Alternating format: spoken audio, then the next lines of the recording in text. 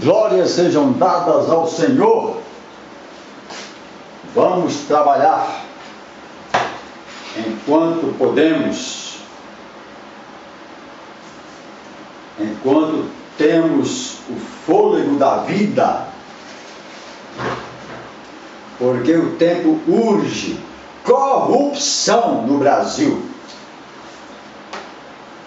A corrupção no Brasil é sistêmica, já está no DNA do brasileiro, já faz parte do nosso cotidiano, porque nós temos ouvido, temos tomado conhecimento, todo o povo brasileiro, de corrupção ativa e passiva quase todos os dias. E isso vem de muitos anos.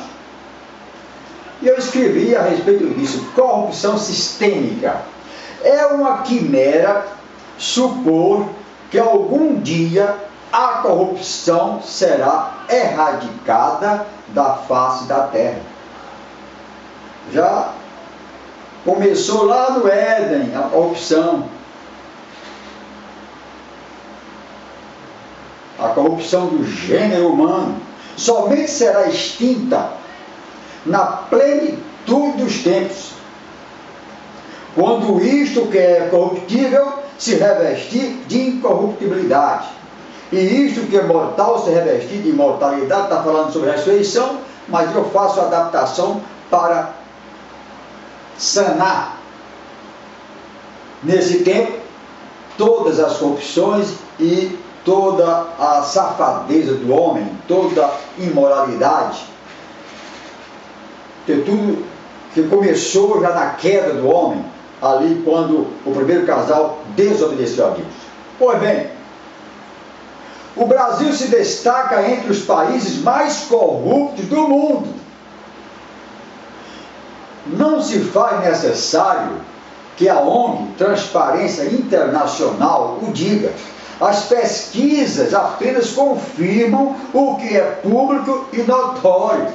E o que é público e notório dispensa comprovação. Entre os menos corruptos, a Dinamarca está em primeiro lugar. E o Brasil está em 79º lugar. O Brasil. A corrupção, termo que envolve depravação moral e ética, suborno, devassidão, dá-se em razão do desejo do homem de adquirir poder, dinheiro e toda sorte de benefício ao arrepio da lei. A proposta corrupta do diabo encheu de ambição o coração de Eva. Passou para Adão e perverteu toda a humanidade, como está em Gênesis 3, versículos 4 e 5. Daí porque Deus disse a Noé: a imaginação do coração do homem é má desde a sua meninice. Gênesis 8, versículo 21. O homem já nasce com tendências a ser corrupto, passivo ou ativo, ou as duas coisas. Existe uma inclinação má em todos nós. É preciso haver um renascimento, uma regeneração, para que nós possamos então mortificar essas paixões carnais, dentre as quais o amor ao dinheiro. O povo sabe muito que existe um jeitinho brasileiro de conseguir benefícios sem obedecer ao rigor das leis. Ética e moral que se danem. Vale tirar proveito em tudo. Quando se pensa em participar de um concurso público promovido por alguma prefeitura ou pelo Estado, logo se pensa no esquema facilitador. Qual é o esquema aí? Quem é que vai indicar? Com quem eu posso contar? É o jeitinho brasileiro. Um político capaz de dar um empurrãozinho. Um despachante ou um secretário que cria dificuldades e vende facilidades, e assim por diante. Do contrário, o processo não anda. Isto é público e notório. Muitos dos que se mostram indignados com a corrupção no meio político, muitos dos que se mostram indignados com a corrupção no meio político cometem no dia a dia suas pequenas falcatruas e o fazem de forma natural. É natural o jeitinho brasileiro. Parece até que a corrupção e degeneração moral só podem ser abomináveis quando envolve uma vultosa soma de dinheiro. Mas não é assim. Não duvido de que muitos dos indignados patriotas fariam o mesmo se tivessem oportunidade. Um corrupto e desonesto, em potencial, mostra sua cara quando comete os seguintes desvios que eu vou descrever aqui. Fazem registros falsos na declaração anual do imposto de renda. Registro falso. Suborna o guarda de trânsito para evitar o pagamento de uma multa. Subornam policiais. Emitem notas fiscais frias em troca de benefício pecuniário. Passam recibos ou emitem notas fiscais com valor superior ao devido. Solicitam ao contador que forneça declarações falsas sobre sua renda, a fim de obterem financiamentos imobiliários. Nas vendas, as repartições públicas concordam em doar 5, 10 ou 15% à autoridade responsável pelo pagamento. Apresentam aos empregadores atestados médicos falsos. É o empregado que, querendo dar um passeio, apresenta ao seu empregador um atestado médico falso, dizendo que ele está doente e ele não está.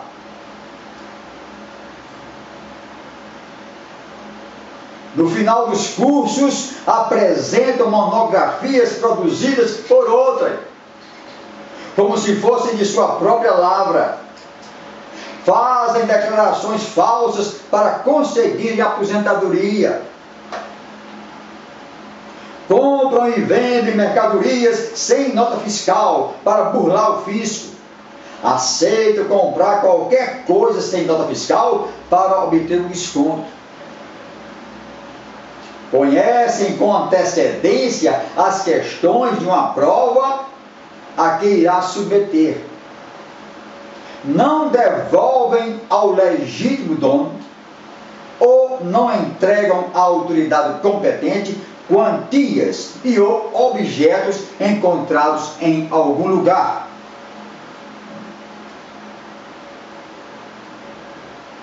Eu poderia continuar citando casos e mais casos em que o povo demonstra que não está com essa moral toda para indignar-se contra os corruptos de colarinho branco. Isto é um mal da sociedade.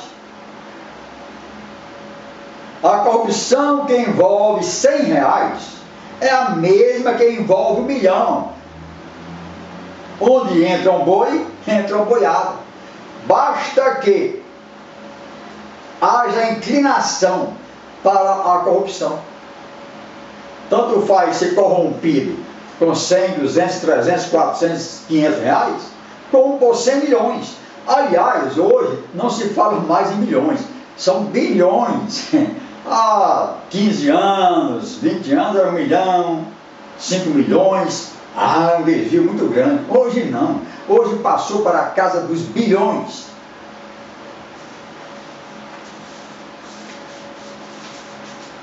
Mas o que a Bíblia diz a respeito desse desejo irrefreável por riqueza, por meios ilícitos, obter riqueza por meios ilícitos? 1 Timóteo 6, versículos de 7 a 12. Porque nada trouxemos para este mundo. E manifesto é que nada podemos levar dele. Tendo, porém, sustento e com que nos cobrimos, estejamos com isso contentes.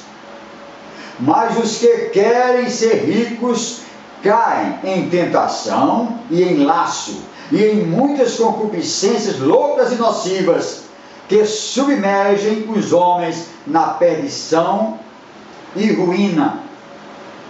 Porque o amor do dinheiro é a raiz de toda espécie de males.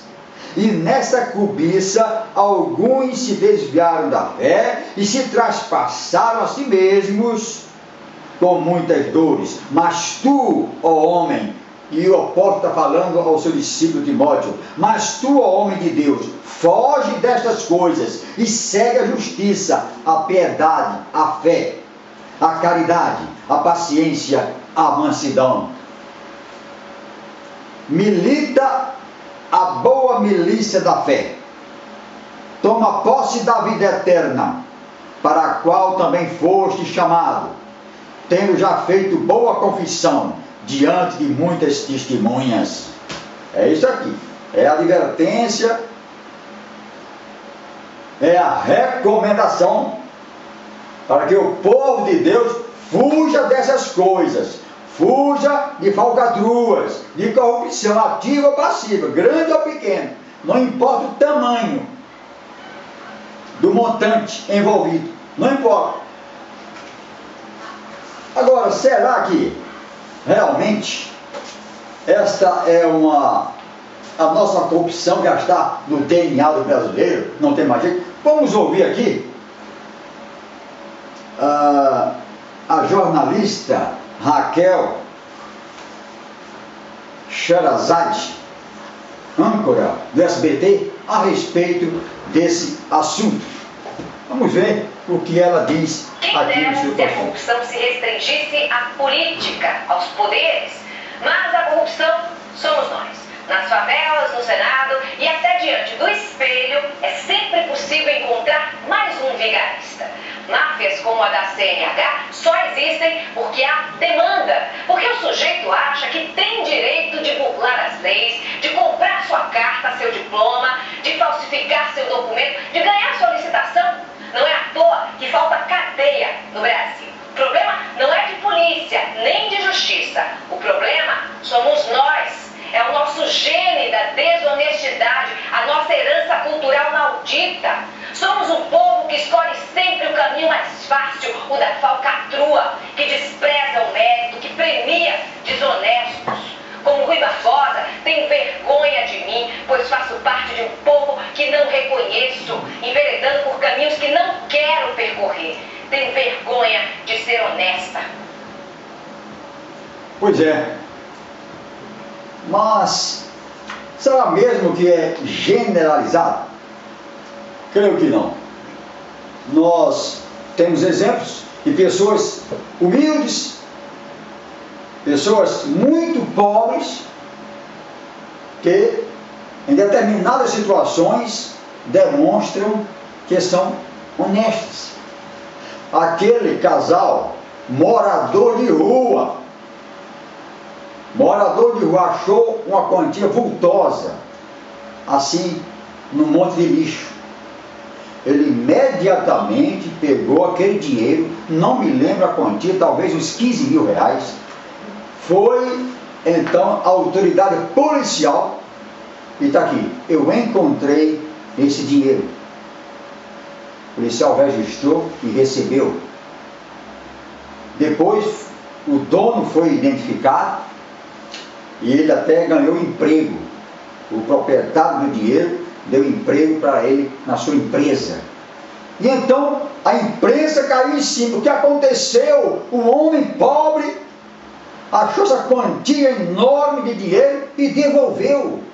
Estranho, algo anormal. E fizeram entrevistas e etc. E a mulher disse: não, por que você devolveu esse dinheiro? Ela disse: o dinheiro não era meu, Simples, simples como uma rosa. O dinheiro não era meu.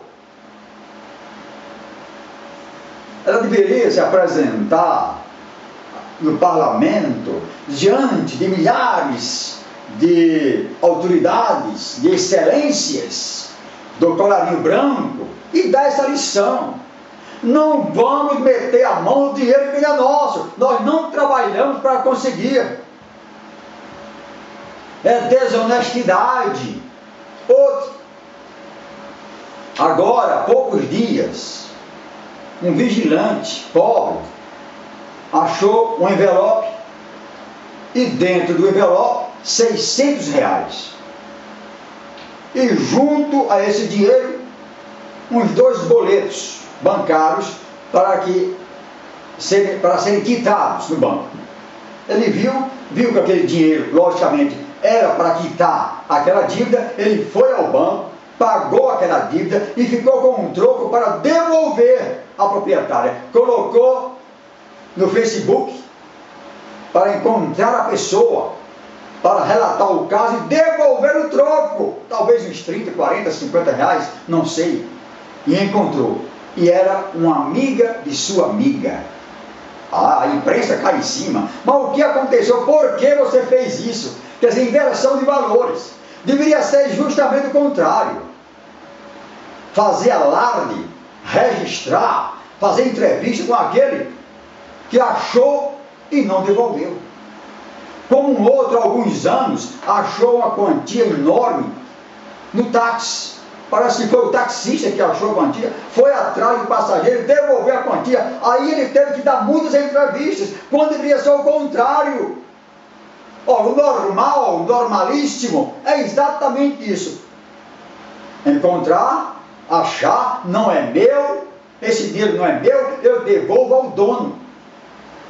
Você vê como a nossa sociedade está, inversão de valores. E esses que agem assim, com honestidade, são criticados. É um bobo, bobalhão. Mas eu quero ler aqui o que já foi lido pela jornalista Raquel, a respeito desta... É uma poesia que não é toda de Rui Barbosa, só o finalzinho. É de Cleide Canton. Ela até diz que ela escreveu essa poesia. No final, que colocou as palavras de Rui Barbosa, que diz: de tanto ver triunfar as nulidades, de tanto ver prosperar a desonra, de tanto ver crescer a injustiça, de tanto ver agigantarem-se os poderes das mãos dos maus, o homem chega a desanimar da virtude, a rir-se da honra, a ter vergonha de ser honesto. Mas a poesia toda é a seguinte: sinto vergonha de mim por ter sido educador de parte desse povo, por ter batalhado sempre pela justiça, por compactuar com honestidade, por primar pela verdade, e por ver este povo, já chamado varonil, enveredar pelo caminho da desonra. Sinto vergonha de mim por ter feito parte de uma era que lutou pela democracia, pela liberdade de ser e ter, que entregar aos meus filhos, simples e abominavelmente, a derrota das virtudes pelos vícios, a ausência da sensatez no julgamento da verdade, a negligência com a família, célula máter da sociedade, a demasiada preocupação com o eu feliz a qualquer custo, buscando a tal felicidade em caminhos eivados de desrespeito para com o seu próximo. Tenho vergonha de mim pela passividade em ouvir, sem despejar meu verbo, há tantas desculpas ditadas pelo orgulho e vaidade. Há tanta falta de humildade para reconhecer um erro cometido. Há tantos floreios para justificar atos criminosos. Há tanta relutância em esquecer a antiga posição de sempre contestar, voltar atrás e mudar o futuro. Tenho vergonha de mim, pois faço parte de um povo que não reconheço, enveredando por caminhos que não quero percorrer. Tenho vergonha da minha impotência, da minha falta de garra, das minhas desilusões e do meu cansaço. Não tenho para onde ir, pois amo este meu chão. Vibro ao ouvir meu hino, e jamais usei a minha bandeira para enxugar o meu suor ou enrolar meu corpo na pecaminosa manifestação de nacionalidade. Ao lado da vergonha de mim, tenho tanta pena de ti, povo brasileiro. Então ela acrescentou esta parte de Rui Barbosa: de tanto ver triunfar as nulidades, de tanto ver prosperar a desonra, de tanto ver crescer a injustiça, de tanto ver agigantarem-se os poderes nas mãos dos maus, o homem chega a desanimar da virtude, a rir-se da honra e a ter vergonha de ser honesto. Essa é a nossa realidade brasileira. Mas há, de vez em quando, exemplos de pessoas humildes. Nem tudo está perdido. E eu creio que todo aquele que tem sangue brasileiro, que nasceu nesse chão, nesta pátria, que ama esta pátria, que deseja um futuro melhor para os seus filhos, seus netos, seus bisnetos, para a geração futura, não pode desanimar. Tem que prosseguir, sempre rumo à vitória com muita esperança. Fique com Deus e fique com essa reflexão.